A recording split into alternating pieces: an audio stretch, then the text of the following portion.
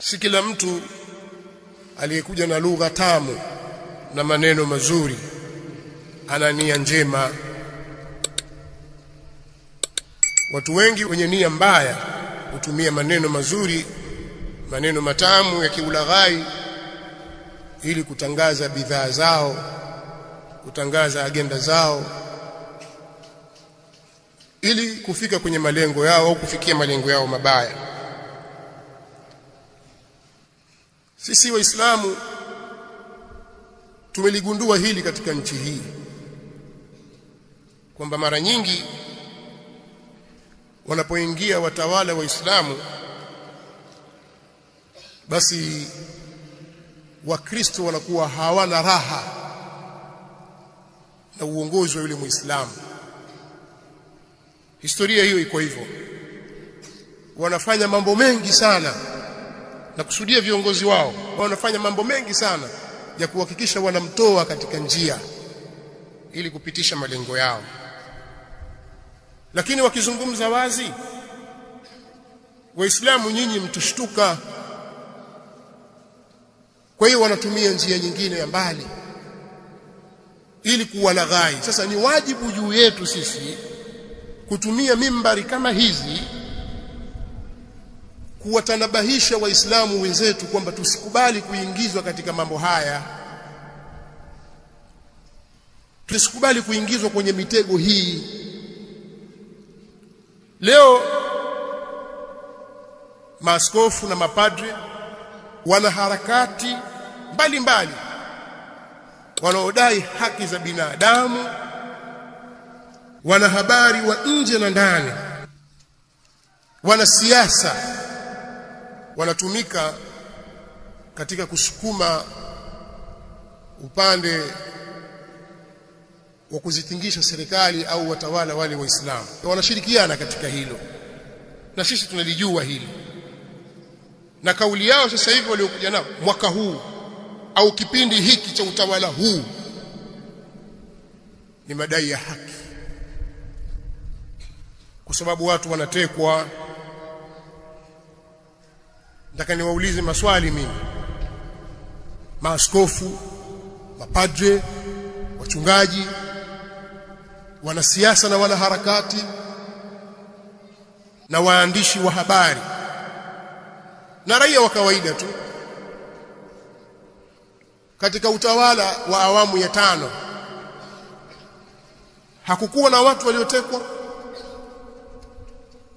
Kama mtakumbuka, na mtakuwa na kumbukumbu nzuri, hata kwa watoto wadogo tu wanaokuwa sasa, watakumbuka kwamba msamiati wa watu wasiojulikana ulitaraddadi sana katika kipindi cha utawala wa awamu ya 5. Sasa swali, nyinyi maaskofu mlikuwa wapi? Sasa hapa sisi tunajiuliza maswali, yani sisi Waislamu, au kwa sababu huyu ni Mkatoliki na huyu ni Muislamu? Kwa hiyo alipokuwa Mkatoliki katika utawala wake yanatokea haya, wao waliufyata wakakaa kimya, bali alipokuwa akienda kanisani ilikuwa akiombewa. Tunajiuliza maswali kwa sababu mitandao inaripoti sasa amekwenda kuswali kanisa fulani na sasa anaombewa. Ni mambo ya ripoti wenyewe, na haya matukio yalikuwa yakiendelea tena kwa kasi. Mlikuwa wapi? Hebu tufafanulieni jambo hili. Hii haki ina wakati, haki inamtazama mtu, inatazama dini za watu. Kama akiwa Mkatoliki haulizi huyo, lakini akiwa Muislamu lazima aulizwe. Haki ipi mnayoidai? Kama mtakumbuka, mimi sizungumzi kwamba nazungumza sasa kwa niaba ya wanasiasa. Tuna maswali ya kujiuliza sisi kwa sababu ya hivi vitendo vinavyofanyika na haya matamko yanayotoka. Sisi kama watu wenye akili timamu, watu wenye miongozo katika dini yetu, tunao mambo mengi, tuna maswali mengi yanatutatiza, mpaka mtujibu, mtuaminishe kwamba huu sio udini. Hamumpigi vita rais aliyeko madarakani kwa sababu ya dini yake. Hebu tupeni majibu katika hili, turidhike sisi, na sisi tuungane na nyinyi. maana wanasiasa walidhibitiwa katika kipindi cha awamu ya 5, ikawa hakuna mikutano ya vyama vya siasa. Waliokuchukua fomu za kutaka kugombea pamoja na taaluma walizonazo walionekana kwamba hawajui kusoma wala kuandika. Katika uchaguzi tu wa serikali za mitaa, na walibanwa kikweli kweli mpaka wengine wakakimbia ughaibuni. Alipoingia mtawala Muislamu aliwafariji, akawafungulia milango, bwana basi njooni mfanye siasa. Hapo ndipo walipotumia fursa ya kuanza kumtukana huyu aliyewaruhusu na kuona kwamba hatendi haki, lakini bwana mkubwa yule Mkatoliki ilikuwa yuko sawa. Wafanya biashara, nyinyi mna ushahidi wa kutosha kabisa pengine kuliko mimi, namna watu walivyokuwa wakiporwa mali zao. Watu wakawa katika hofu kiasi ambacho baadhi ya wawekezaji waliikimbia hii nchi. Leo amekuwa tajiri, kesho anaweza kuwa fakiri. Mambo hayendi. Wafanya biashara, nyinyi mashahidi, muogopeni Mola wenu. Hali ilikuwa ngumu sana katika biashara na watu wakakimbia. Alipoingia Muislamu haya mambo yaliondoka, kukawa kuna kazi kubwa ya kuwaaminisha watu kwamba sisi sio kama yule, njooni mfanye biashara. Watu wakabembelezwa mpaka wakaona ni kweli, biashara zikaanza kufunguka. Lakini kosa lake kwa sababu ni Muislamu.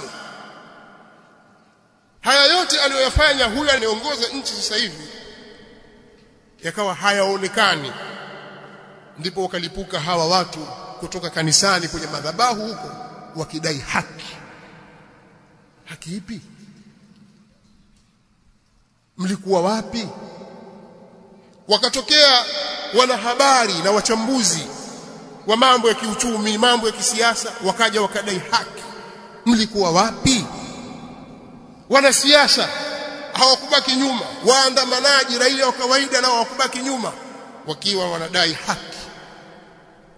Ya ayyuhalladhina amanu kunu qawwamina lillahi shuhadaa bilqist wala yajrimannakum shana'anu qawmin ala alla ta'dilu i'dilu huwa aqrabu littaqwa wattaqullaha innallaha khabirun bima ta'malun.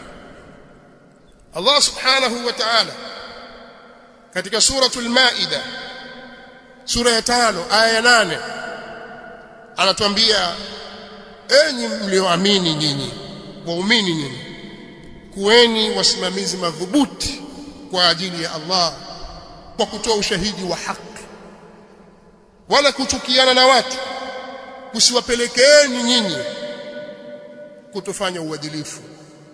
Kuweni waadilifu. Kweli mna chuki na Waislamu, hebu kuweni basi na uadilifu. Mbona uadilifu unawashinda? Hebu pimeni mambo wakati ule na sasa, wakati alipokuwa Mkatoliki na wakati sasa yuko Muislamu. Pimeni, wekeni uwiano hayo mambo, alafu muone haya. Msiropoke tu